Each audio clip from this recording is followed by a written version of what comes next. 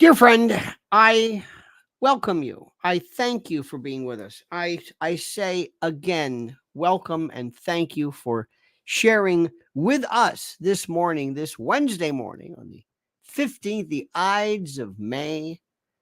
I say to you, welcome and a happy hello and Ohio Silver, and reminding you, as we do every single day, remember, there is 174 days until the election.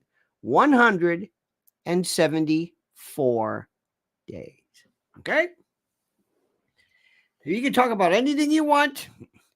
You can talk about these stories that I don't know what they're about, why people are transfixed about somebody named McElroy, a golfer. Okay, that's nice. And I'm not saying those aren't news. Sometimes there are stories which I think are kind of interesting. You know what I mean? They may be kind of cheesy. Like, for example, what good does the Pope do? I'm dead serious. Is anybody listening to what he's saying? Is why is Eric Adams? We had some fun with Eric Adams yesterday, who was a cretin. But today it's a little different.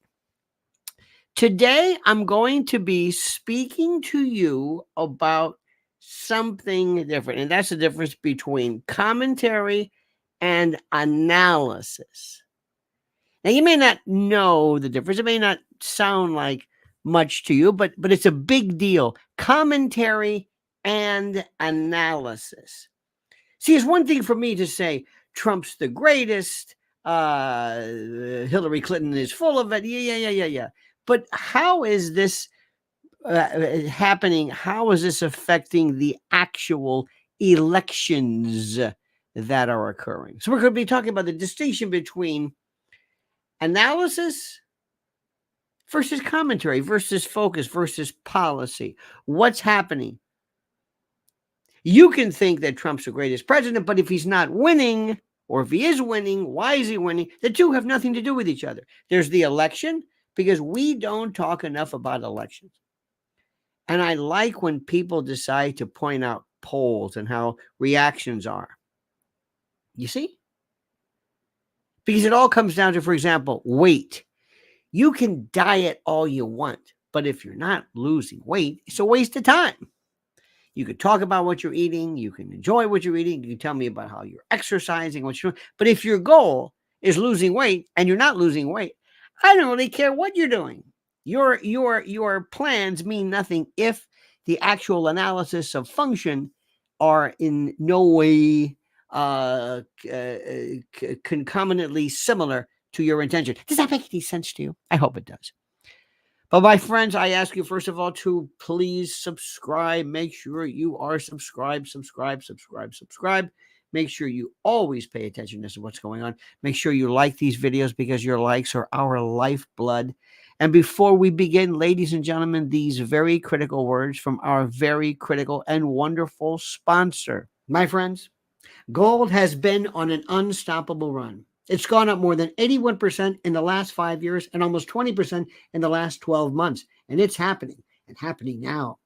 Central banks are ditching the dollar, and U.S. treasuries are buying more gold. And the good news, it's predicted to go up even more. It's true. UBS even said it would go up to $5,000. Noble Gold Investments' phone has been ringing nonstop, off the hook. Everyone wants to protect their retirement with gold, and you can do the same. Noble Gold Investments can help you secure some gold to protect your future. From day one, you work with the same dedicated all-American expert. Whether you're a beginner or an experienced investor, Noble Gold Investments will make sure you get all the help you need. And this month, Noble Gold Investments will give you a free 1/4 ounce gold standard coin if you open a qualified account. So go to LionelNationGold.com right now. LionelNationGold.com. LionelNationGold.com. And remember, there's always a risk of investment, and there's no guarantee of any kind.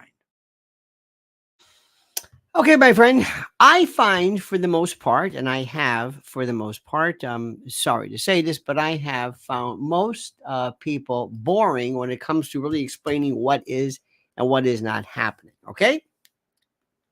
And that's the difference. That's because people are unable to decide to explain to you the different aspects of function analysis. Let me give you a story, a little bit, which is interesting. One time years ago, I used to be a part of this thing called. It was very, very nice. It was fun.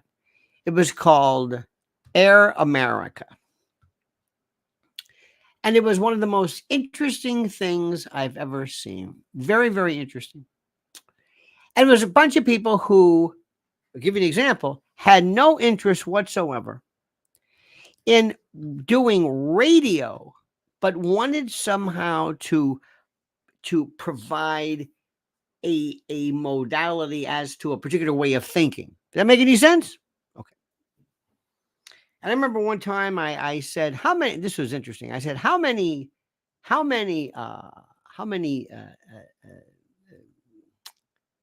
affiliates do we have? How many affiliates do we have?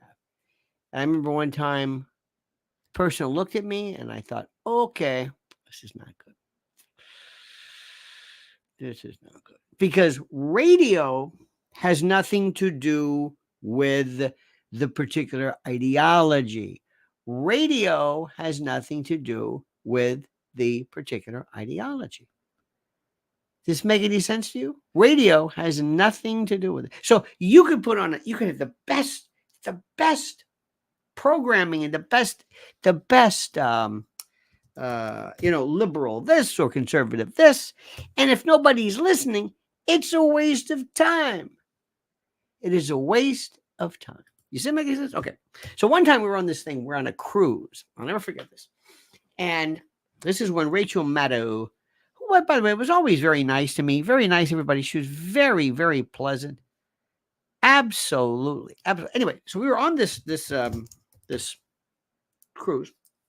And there was this fellow named Mark Green, and there was a fellow named Gary Hart, who was an ex-senator. Remember him, monkey business. And all that. So we're on the stage, okay? And it was fascinating. And Rachel Maddow was there. Again, very, very nice. And she, there we are in the middle of, I don't know where the hell we were, but we're floating around. I think we're in the Pacific. I have no idea. It's why I hate cruises. I will never go on a cruise again for the rest of my life. I will never, under any circumstances, go on a cruise ever again. So as we're there floating about, Rachel Maddow, who I remember at the time, insisted upon sitting on the floor cross-legged. It's very interesting. We were all sitting in chairs, but she had to be, she was, this was years ago. She was younger, kind of hippy-dippy, very, very nice. She used to write every word of her radio program. She wrote every single word. I remember sitting here, she would write every word. She was the hardest worker, but wrote everything. So she said one time that gay marriage,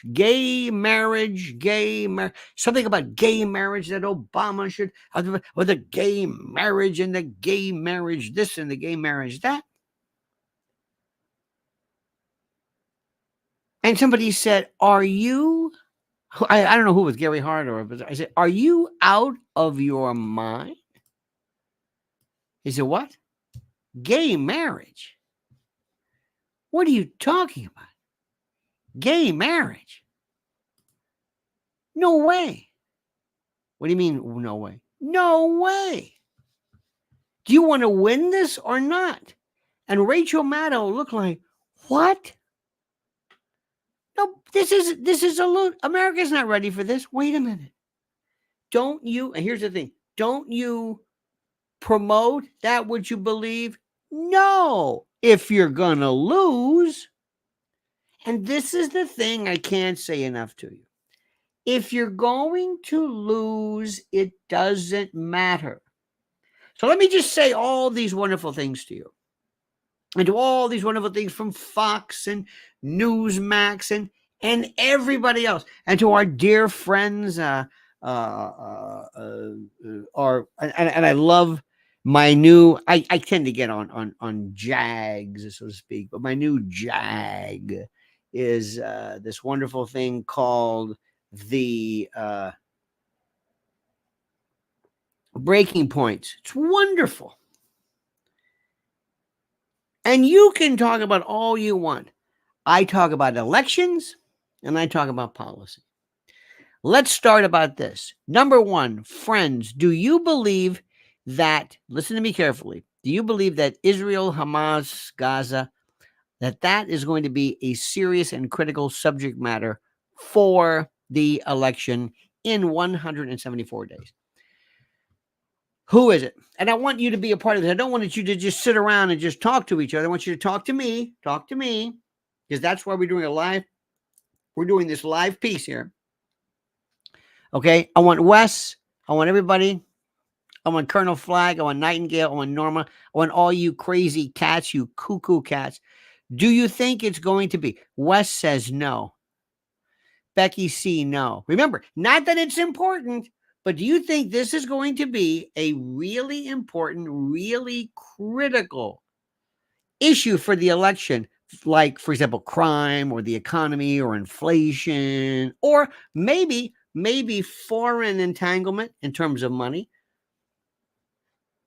Andy says, yes, it's going to matter in swing states. Karen Allen says, yes. I say, no. No. No.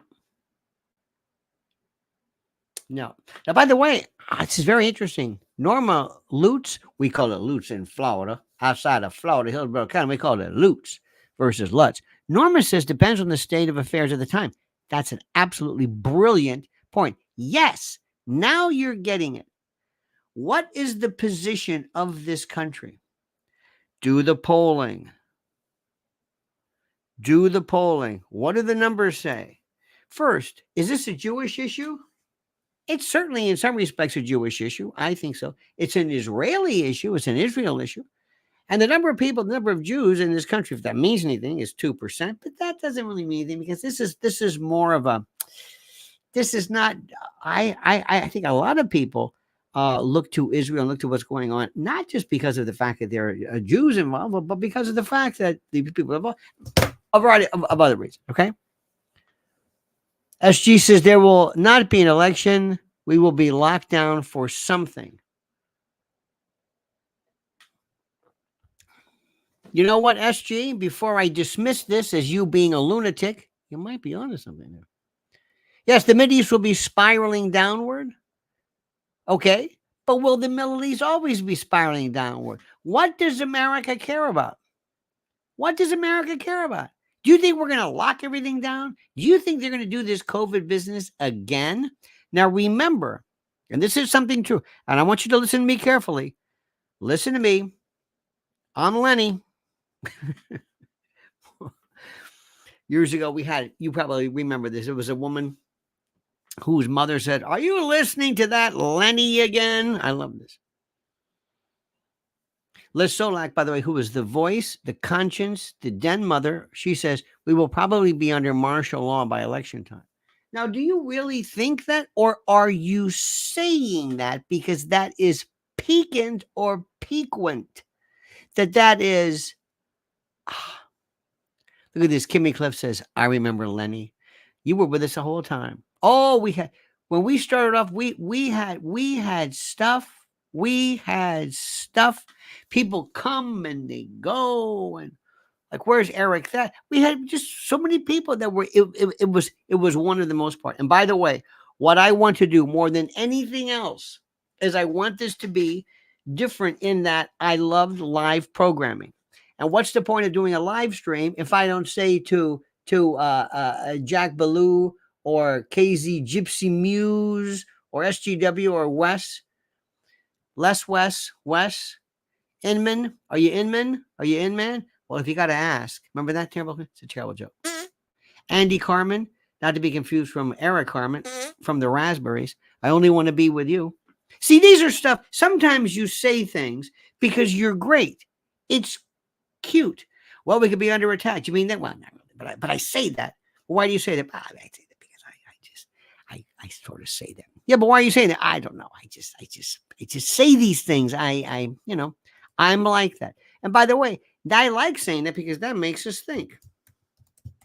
That makes us think. Do you understand this? That makes us think. And I think that is a wonderful story. So I don't know. I am not betting on martial law again. I believe that there are times when it makes sense and times when it does not. But to give you an answer, as of now, 6 months before the election, the mainstream media have this collective idea. And if you want to see Joe, did you see Joe Scarboro? Did you see Joe Scarboro? Dear God, did you see Joe Scarboro? Who was sitting there saying, ha, ha, ha. All of your numbers, all of your Gaza numbers are wrong. All of your Gaza numbers are wrong. Oh, they weren't all wrong. They were talking about the identifiability of certain demographics of those people hurt and harmed. That's what it was about. It wasn't about, but Joe Scarborough was laughing. By the way, hate to bring it again. I listened this morning. Crystal Ball on Breaking Points did a wonderful breakdown of it to explain what's going on now. They're far more interested in it, and I am too. But I'm saying that's important. Look, I've been through stuff before. Maybe you have too, where the Houthis and the Hutus, the Tutsis and the Hutus. We got the Houthis, we got the Hutus, the Hutsis, the Tutsis, the Sputsis. We got the Tutsis, we got the Tutsis.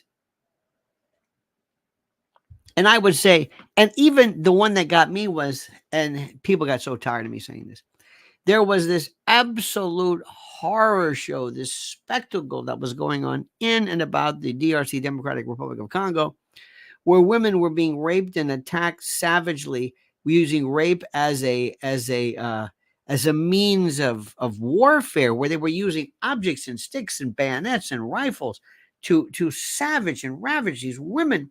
And it was so horrible, so terrible. And I would go on, and I was doing TV at the time, and I would say, this is going on, and nobody cared about it.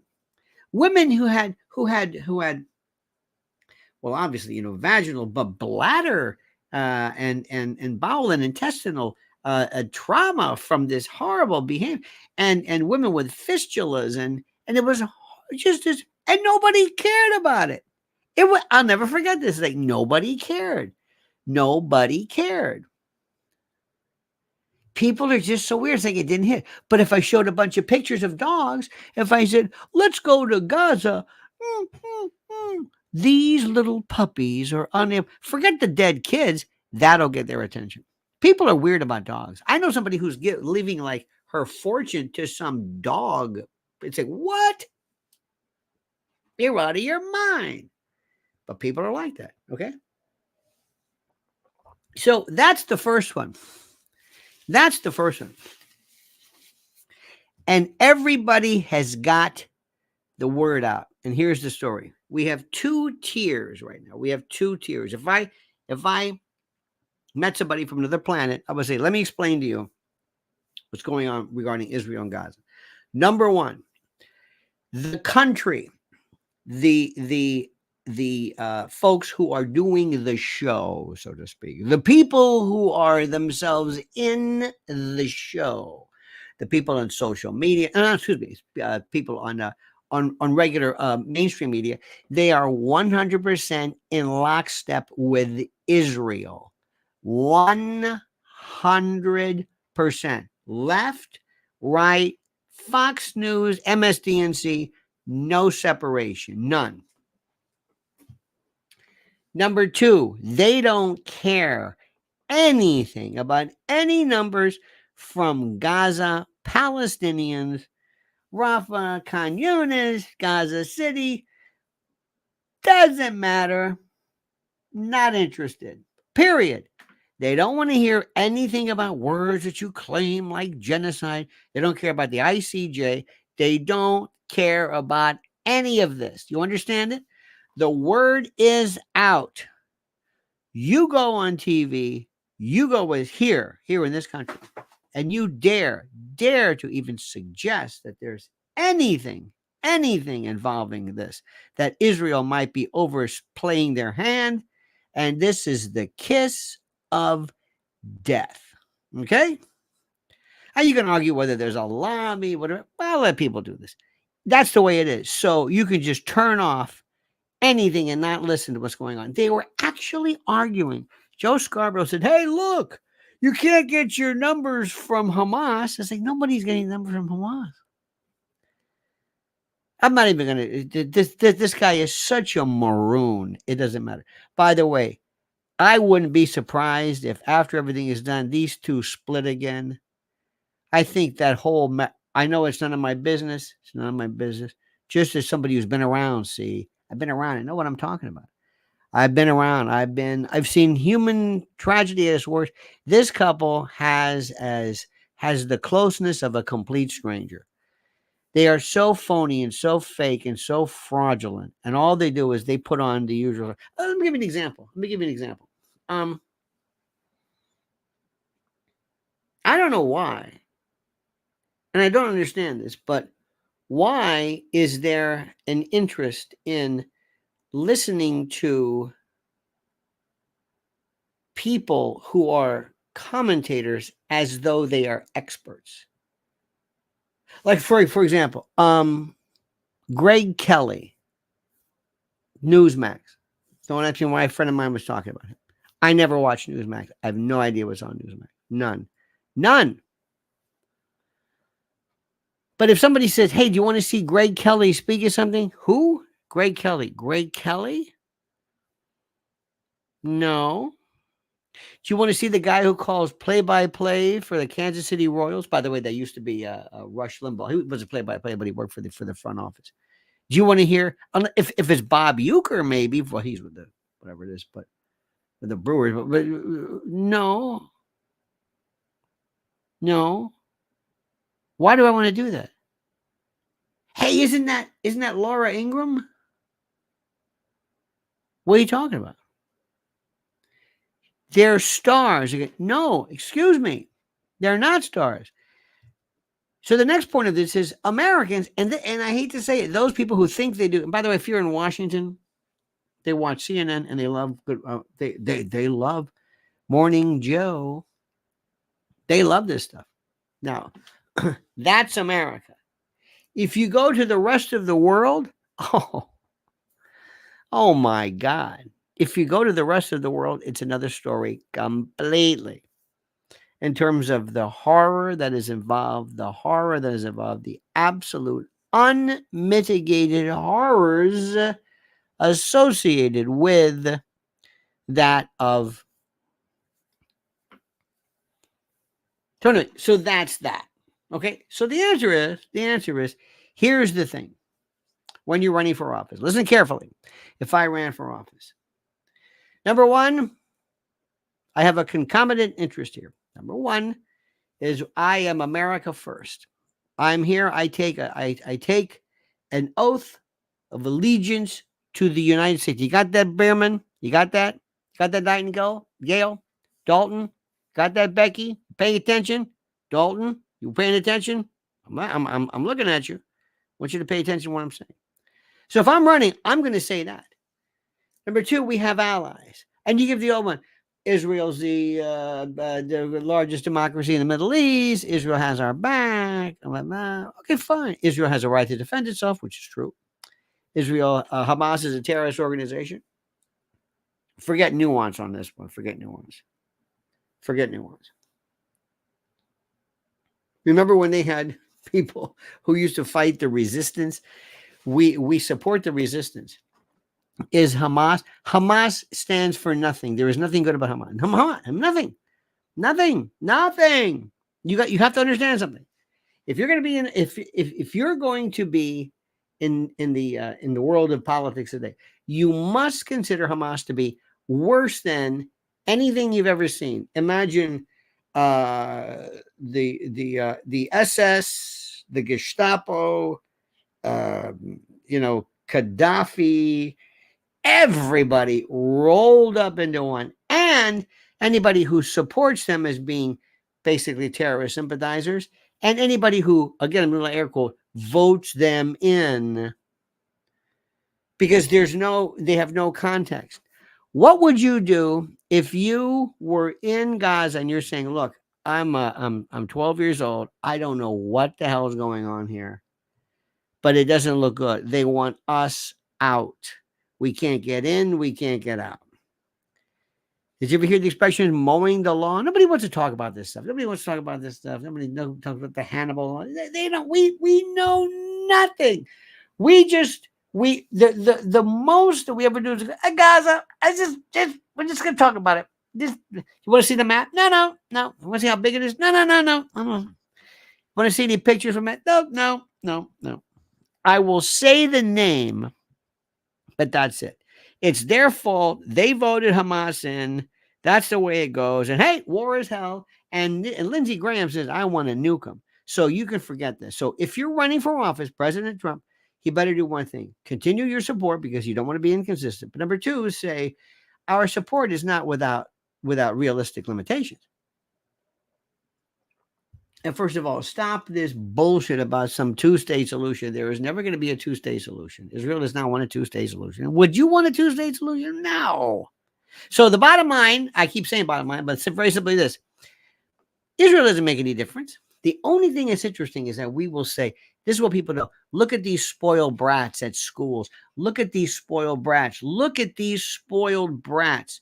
Look at these entitled anti-Semitic, horrible people with their stupid, their masks and their headbands and with their keffiyeh. Who do you think you are? But if Nancy Pelosi wears a kente cloth, that's okay. The most unauthentic thing anybody's ever seen. It's absolutely incredible.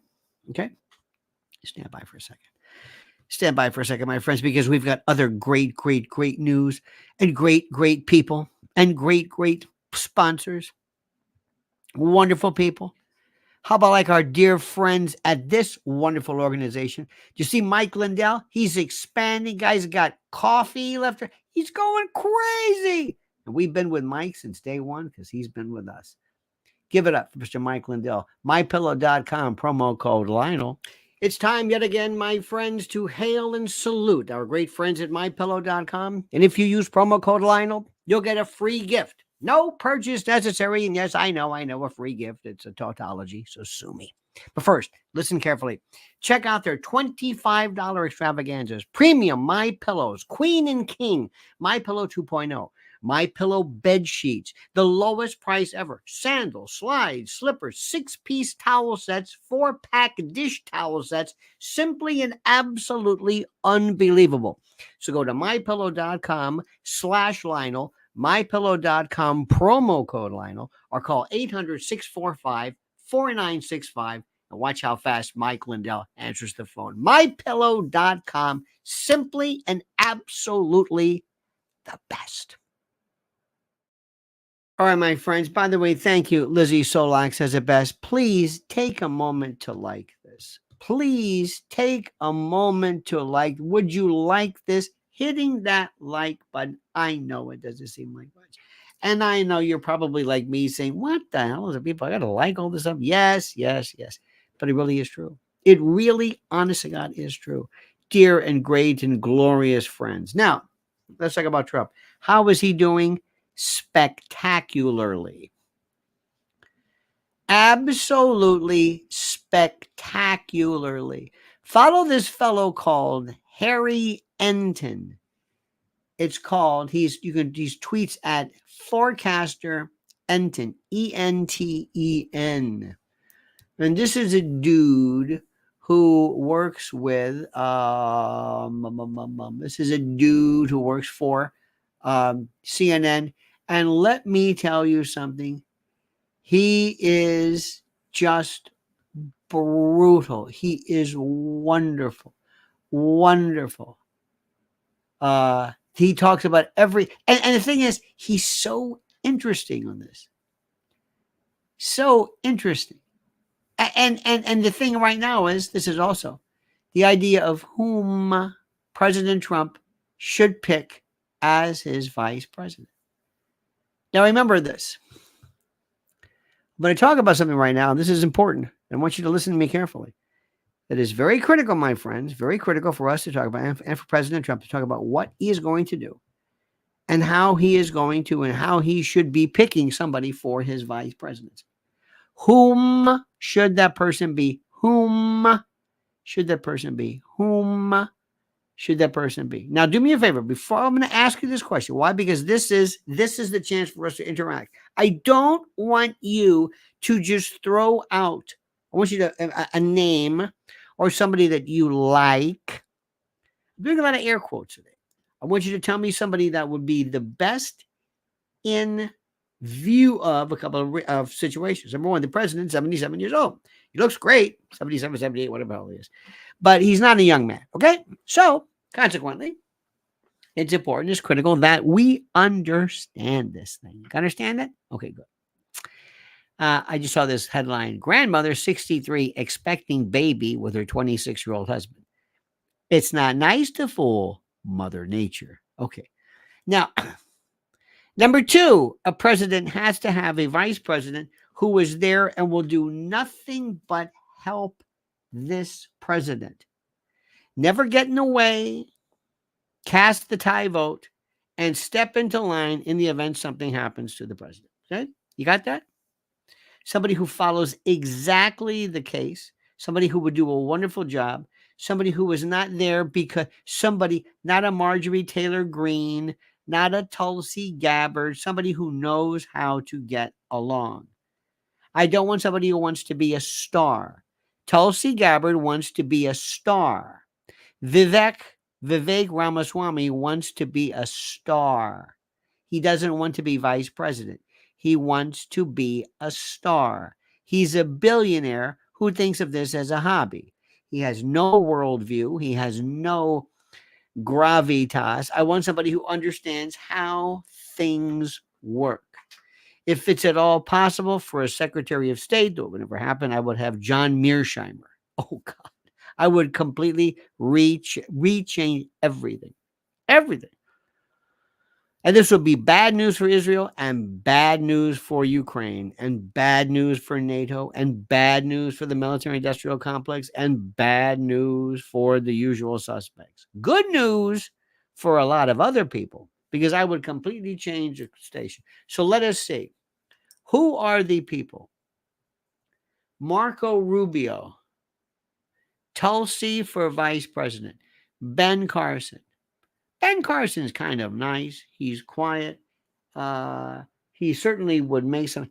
I don't know whether he has for if it was anybody else, again, somebody who is not.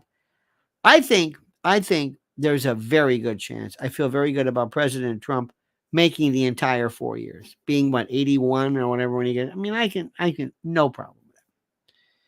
Biden is gone. You know that, right? I'm not just saying this. I'm not just trying to be mean. He is gone. Carrie Lake, never.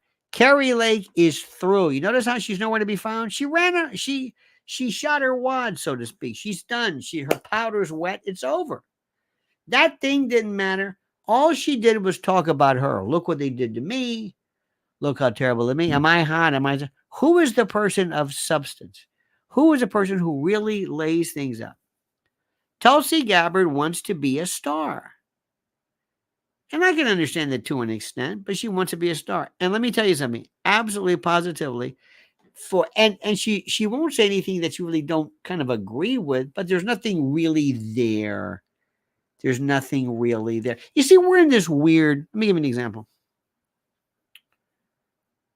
There's the Tucker Carlson world, and then there's the real world. For example, Tucker Carlson, Aaron Rodgers. It's kind of interesting. Tucker Carlson is Mike Douglas. Tucker Carlson is Merv Griffin. Tucker Carlson talks about very serious stuff with very serious people, but he still likes people. And there is nobody that Tucker Carlson loves more than men. There is Tucker Carlson. He is the happiest when you give him a man who is a boxer, football star, a cool guy. Andrew Tate, who is despicable, loathsome, vile. This is where Trump. If I had anything to do with Tucker, I'm saying, are you out of your mind with Tucker? What do you not understand about Andrew Tate? What do you think this is? I just want to say this. Tucker Carlson just loves men. And I'm not saying he's gay or anything. I'm not, I know what you're saying. And even if he was, it's okay. But he loves the tough guys. He likes the Joe Rogan types. He likes the Dana Whites. He likes, you know what I mean? Aaron Rodgers. He's the captain of the football team. Okay, fine. By the way, Aaron Rodgers, I respect a little bit too, because anybody who in his own particular realm tries to break away from convention, especially when it comes to biomedical theory and the likes, a different story. I never want anybody to say you're anti-vax. That's the most ridiculous thing in the world. Does anybody here truly not believe in the epidemiological aspects of virology and inoculation and immunization? If you don't understand that, if you don't understand that, if you think, oh, there's no such thing as vaccines. Oh, yes, there are. Oh, no, they work. No, they can work. Not everything. Let me show you an example. Let's say this is a hypodermic needle, okay? And I take this and I go, let me show you something. Let me look at it here now. Do you think hypodermic needles work? Yes. Can I stick you with this? No. Why? Don't you think they work? No. It's not the needle. It's not the syringe. It's what's in it. That's the issue with vaccines. Not the vaccine. What's in it? It's not the pill. It's what's in it. It's what the pill is. That's it. And this is something which is the most important. Wes Simmons says mRNA is a deadly platform. Traditional vaccines are much safer. Fred said polio vaccines work. They did. Now, by the way, Bobby Kennedy one time did a lecture that was so interesting a while back on maybe the reasons why polio vaccines work, because there were problems with sanitation and everything like that. Wes, I want you to understand something and understand something as well. And Jackie and Andy and Hot Pocket and all you great people listen to me carefully. Remember, we don't know shit about mRNA. We know a little bit about it. We kind of know generics, and we know nothing about this. We just all of a sudden we like drive by. We're like double parked. You know what I mean? We know a little bit about it, but most of us will say, well, I'm a layman, but let me tell you this much. Any discussion that you have of rewiring, reworking, reconfiguring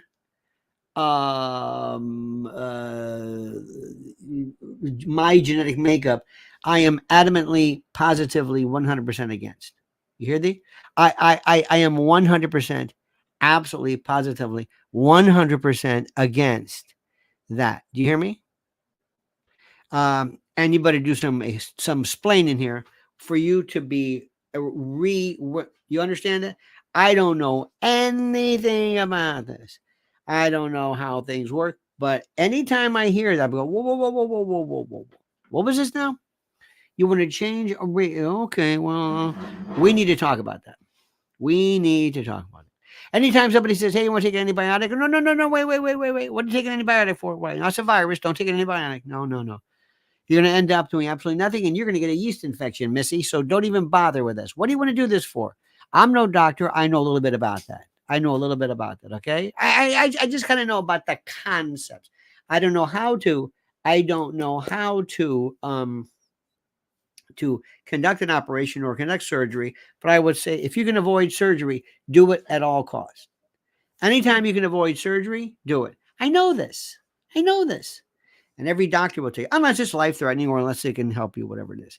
So, but remember, throughout our talk, we became immersed in experts. There was the one, who was that lady? Karen McCluskey, she wore a hat. Then there was Dr. Shiva. And then there was this guy. And then there was the guy Malone and the one who did the PRC. And then there was this one. And they all came out, and it was like 4 or 5 of them, and they said, "You don't understand, you're going to die." And then they had other people who weigh in, and they said, "No, no, you don't understand. This is nanotechnology, and this is Bill Gates, and it's depopulation, and it's the reptilians, and David Icke, and you don't understand." And okay, let's take it easy. Take it easy. Raul Rodriguez says, "How about Condoleezza Rice's VP? Love her. Love her. A little bit. I don't know how. She never talks about anything domestic. Her foreign policy, I don't know, but she is old school. CFR, Trilateral Commission, that kind of group, military industrial complex, neocons, Leo Strauss. No. So, I mean, no, they would love that. So understand what you don't know. Understand what you don't know. We live in a world, my friends, listen to me carefully, where we are experts on everything. We are experts on everything you can imagine. And even when you give, and we also have this idea that there is this consensus of people called experts. I gave something one time, and with all due respect to various industries and protocols, how any doctor, seriously, any doctor, based upon what we know now, how any doctor cannot recognize any benefits of plant-based diets is something I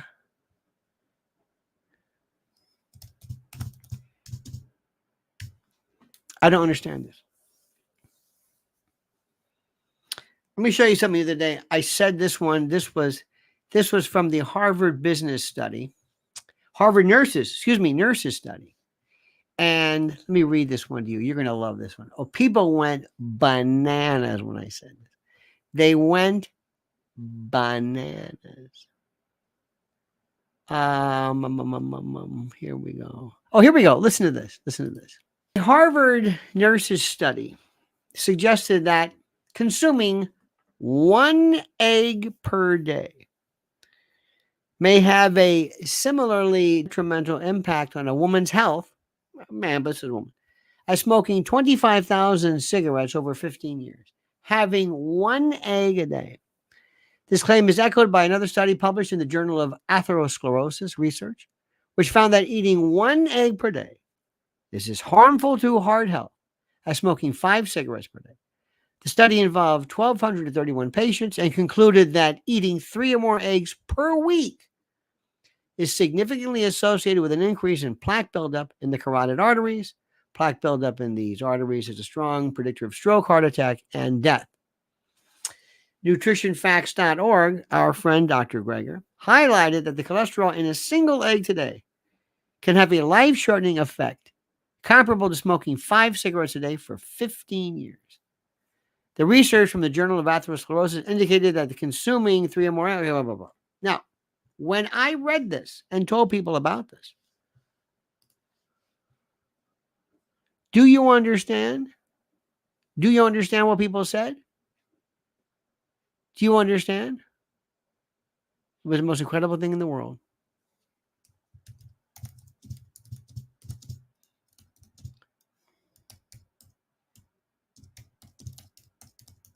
Hang on. Now, when I said this, people said, "Oh, no. What? I don't like that. You don't understand. I like eggs. I eat." No. I didn't ask you whether you liked it. Oh, no. No. So when we hear things that we don't like, for example, when we hear, vaccine information, you know the number of people whose lives were saved. What would it have looked like? Here's the question, and there's no way for us to do it. Imagine during COVID, when it was first announced in 2020, whatever it is.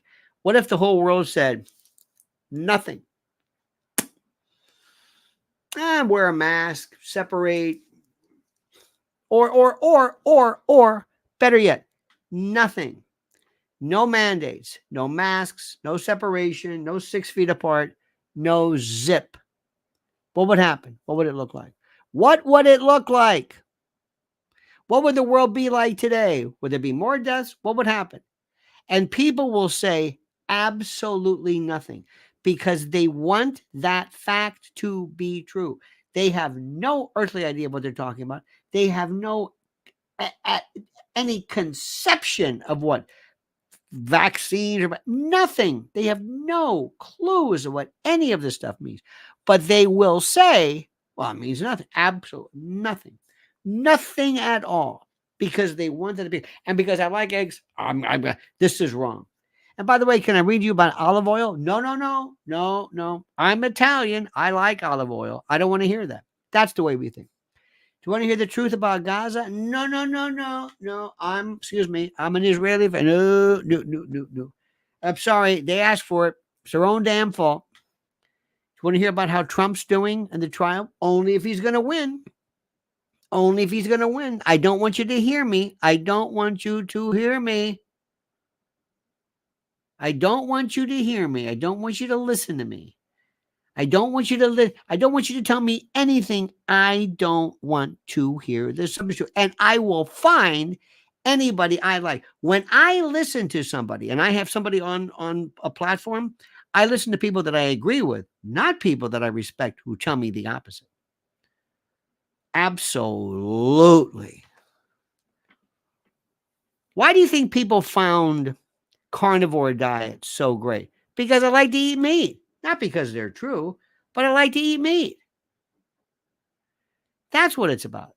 And it's always been like that. And I know that.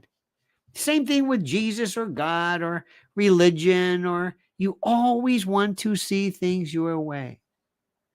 You have to understand this. This is human nature. We always want to hear things that we like. We always want to hear things that are consistent with us. I have done, I don't want to say a 180, but I have learned tremendously in that there is significantly more evidence of natural design, some higher order running the show than I ever thought even possible before. Ever. Do you understand what I'm saying?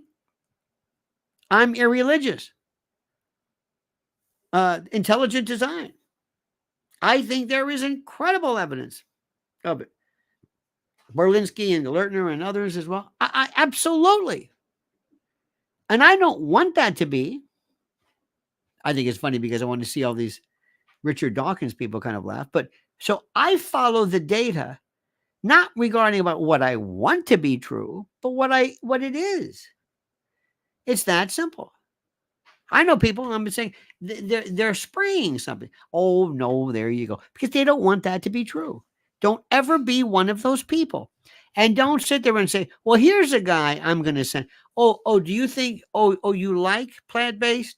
Listen to this guy. Well, I got a guy who likes eating raw liver. Okay, watch him. Well, I've got a woman who believes in inoculation. Listen to her. I will give you somebody who says anything you want. Is that the way you determine what's the truth? Is that it? Is that what you do? Is that your version of it? I don't think so. Ladies and gentlemen of the jury, please sit back. Please sit back and listen very carefully. This is some really serious stuff about a really serious subject. And this is about, and I think we all agree, this is called food insecurity and starvation and privation. This is called preparewithlionel.com. Listen to this. It's no longer a question of if something catastrophic is coming, it's when. And while you still have some control, what are you going to do about it now to prepare? Well, your first step is going to my website, preparewithlionel.com. And for a limited time, take $200 off a 3-month emergency food supply. My Patriot Supply is equipped to help you and your family to prepare. They've helped over 2 million families already. These 3-month kits with Ready Hour Foods provide over 2,000 calories every day with 22 varieties and a 25-year shelf life. Breakfast, lunches, dinners, drinks, snacks, everything. And they're sealed inside 6 rugged waterproof buckets, and they're over 120 pounds of food. So take advantage right now and go to preparewithlionel.com, preparewithlionel.com. One more time, preparewithlionel.com. So my friends, as I have always said to you, and I know this sounds rather pretentious, but please bear with me. I'm not interested in really anything more than to teach you how to think, how to read, how to read, how to read, how to read, how to think, how to take the information and to expand upon it. How to say, I don't know yet. No. To ask yourself the epistemological question, what do I know? How do I know it? How do you know what you know? This is the most important thing ever. How do you know what you know? And if you point to statistics, whose statistics are they? That's all. So, ladies and gentlemen, today my point has been, we can talk all day long about what we want to be true, what we think about policy, what we think should happen with either Israel or China, Russia, whatever. But that has nothing to do with either elections or the real world or how the rest of the other world thinks. Because remember, it's not all about us. It's not really our solipsistic point of reference. Sometimes the real issue is how the rest of the world thinks and how the rest of the world believes. Does that make any sense to you? I hope it does. I hope it does, because if not, I am wasting my goddamn time talking to you. And I kid, of course. You don't understand. I kid. That was a joke. That was a joke. Now, by the way, sign up for my newsletter. I did something a little differently yesterday. I sent a story about one of the most important things that I find so incredibly fascinating is the idea that 25% of young people have not answered their phone. I think that is still the most incredible thing I've ever seen. 25% have never answered the phone. And that's it. And if you really want to see what happened yesterday, Mrs. L spent the entire, I drop her off at the crack of dawn, pick her up at night. And she was in Albany with her warriors, going and trying to lobby these folks. And what happens is, more often than not, they will say, well, we're going to talk to our legislative assistant. And it will be, with all due respect, please don't take this the wrong way, some 12-year-old who doesn't make eye contact. Now, some are very good, but a lot of people are woefully out of their league and out of their mind. And this is about the most important thing that we can talk about, the future of our children and our family. So please follow her. Go right now to this link. I'm putting Lynn's Warriors. Click this link, and you will go immediately there. What is happening right now? You cannot believe this. She is telling me stories. You can't. You will swear. Girls in this country sold into sex slavery by their fathers. People from other countries. There are people and certain demographics nobody wants to talk to. There are kids that are sold into prostitution. And the number one, remember, the number one, the hottest age range, listen to me, and don't throw up when I tell you this, is 0 to 2 years old. You think I'm kidding? So this is it right now. This is all hand on decks. This is battle stations. This is incredible, okay? This is incredible. So please follow her. Lynn's Warriors, okay? And I got more stuff coming up. I got a great one. Did you see where, by the way, Rory McIlroy, who in the hell is this woman and why should I care? Also, you're not going to believe this one, but Stinky Daniels, Stormy Saddles, and her husband, porn star, whatever it is, uh, Dick Steele or whatever his name is, they're thinking about leaving the United States in the event Trump is acquitted, because where is the Me Too? Where have the women not been to sidle up and to support Stephanie Clifford? Actually, Stephanie Gregory, I believe. I think her actual real name. He actually said this. They're thinking about leaving the country. Leave! Along with other people who swore they were going to leave if Donald Trump won. All right, dear friends, have a great and a glorious day. Don't ever. Yes, I understand who Rory is a golfer. I understand that, Dub. But who gives a shit? Let me see if I can explain this to you. Who cares? You're getting a divorce. Who cares? You're getting a divorce. Okay. All right. Am I missing something? Is this America's sweetheart? What is the story here? I don't get it. And Kelly Clarkson. Kelly, what drugs did you take? You didn't lose all that weight that fast by walking and drinking a lot of water. Stop lying. That's all. All right, dear friends, we love you. I love you madly. Have you figured out how to do this yet? It's the most wonderful thing in the world. You can get all kinds of volume. There we go. You don't want to hear this. Still cracks people up to this day. But again, you know my theory on that. All right, dear friends, have a great and glory day. Don't ever change. I mean that sincerely. We will see you tonight at 7 p.m. But don't forget, until then, remember, the monkey's dead. The show's over. Sue ya. Ta-ta.